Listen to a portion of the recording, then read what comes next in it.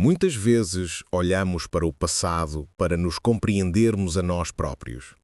Esta noite, voltamos a nossa atenção para o ano de 1916 e para a solene história de Grigori Rasputin. É um caso que nos lembra que, por detrás dos registros históricos, existem pessoas reais, cujas vidas foram irrevogavelmente alteradas pelos acontecimentos que ocorreram. Esta é a sua história, da melhor forma que pode ser contada. No auge do inverno de 1916, a capital russa de Petrogrado era uma cidade no limite. A nação estava atolada na matança catastrófica da Primeira Guerra Mundial e a secular dinastia Romanov vacilava à beira do colapso.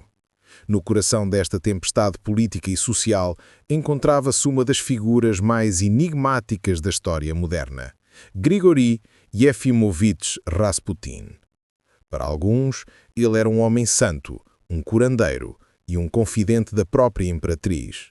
Para outros, era um charlatão devasso, um mestre de marionetes demoníaco, cuja influência estava a levar o Império Russo à ruína. A sua vida foi um turbilhino de contradições e a sua morte tornar-se-ia uma lenda.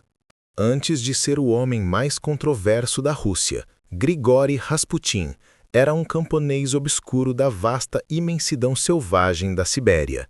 Analfabeto, mas possuidor de uma presença cativante e de olhos penetrantes, vagueou pelo país como um stranik, ou peregrino sagrado.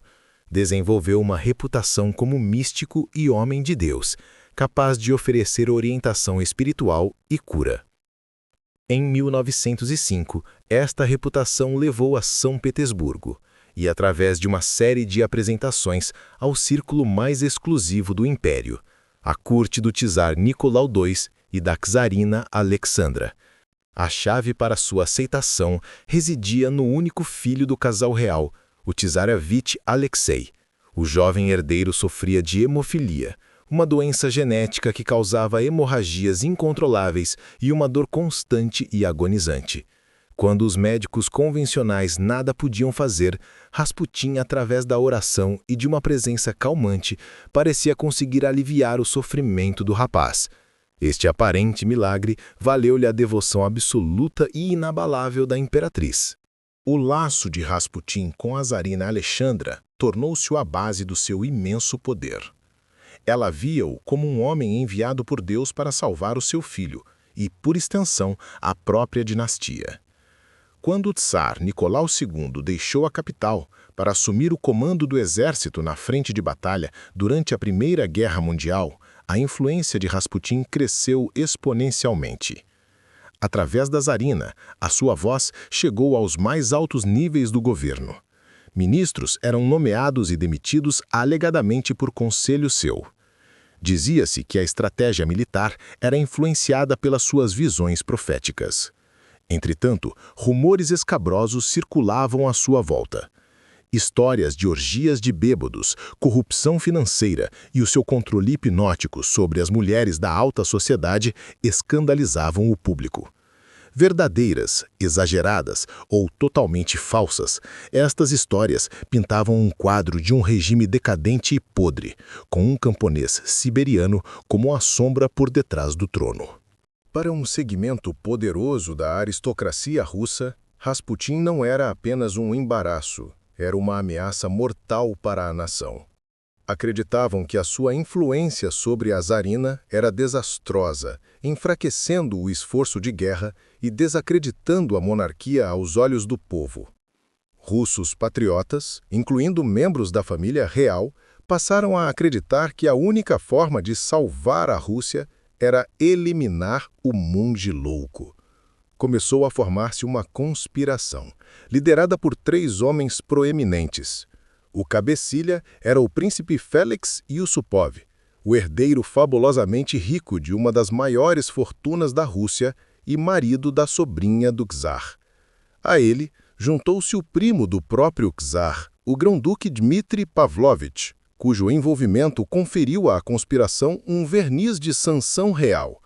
A terceira figura-chave era Vladimir Purishkevich, um político impetuoso de direita que tinha denunciado publicamente Rasputin como um agente das trevas. O seu objetivo era simples: cometer um ato de homicídio que acreditavam ser um dever patriótico. Os conspiradores escolheram o opulente Palácio Moika, a residência do príncipe Yusupov em Petrogrado, como palco para a sua conspiração. Na noite gélida de 29 de dezembro de 1916, puseram o seu plano em ação. Rasputin foi atraído ao palácio com um engodo cuidadosamente preparado. A promessa de um encontro com a famosa e bela esposa de Yusupov, a princesa Irina, que estava convenientemente ausente na altura. Rasputin não foi conduzido às grandes salas de recepção, mas a uma câmara acolhedora e especialmente preparada na cave.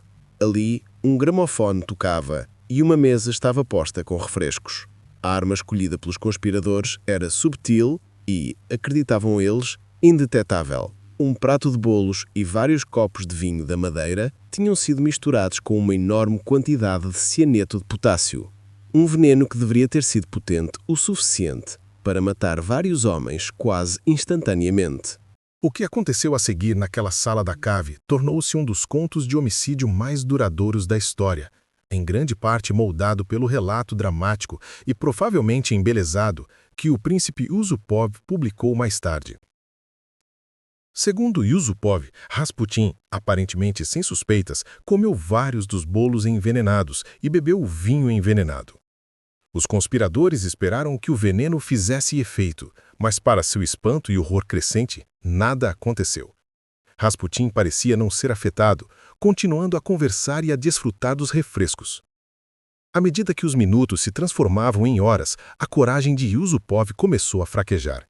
Desculpando-se, subiu para conferenciar com os seus co-conspiradores. Decidiram por uma abordagem mais direta. Yusupov regressou à cave, desta vez armado com uma pistola Browning. Disparou sobre Rasputin no peito a queima-roupa. O místico caiu no chão e os homens, acreditando que estava morto, prepararam-se para se desfazer do corpo. Os conspiradores saíram da cave para finalizar os seus planos. Algum tempo depois, o príncipe Yusupov sentiu o impulso para verificar o corpo uma última vez. Ao inclinar-se sobre a forma prostrada, ele afirmou que os olhos de Rasputin se abriram de repente.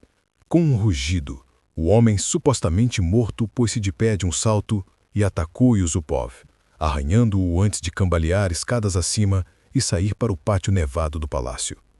Enquanto Rasputin se arrastava em direção ao portão exterior, Vladimir Poroshkevich, o político, perseguiu-o.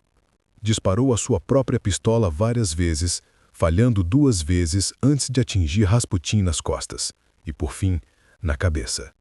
O monge louco caiu na neve, finalmente imóvel. Não correndo mais riscos, os conspiradores espancaram brutalmente o corpo com um porrete antes de o amarrarem, o envolverem numa cortina pesada e o levarem de carro para os arredores da cidade. Nas horas antes do amanhecer, os conspiradores chegaram ao rio Pequeno Nevka. Encontraram um buraco no gelo e empurraram o corpo de Rasputin para a água gelada por baixo. O seu trabalho, acreditavam eles, estava feito. No entanto, o seu descuido desvendou rapidamente a sua conspiração. A polícia, ao investigar relatos de tiros perto do palácio, encontrou em greve provas que os ligavam ao crime. Poucos dias depois, o corpo de Rasputin foi descoberto, congelado, no rio. O relatório oficial da autópsia contou uma história diferente e menos mítica do que a de Yusupov. Não encontrou vestígios de veneno no estômago de Rasputin.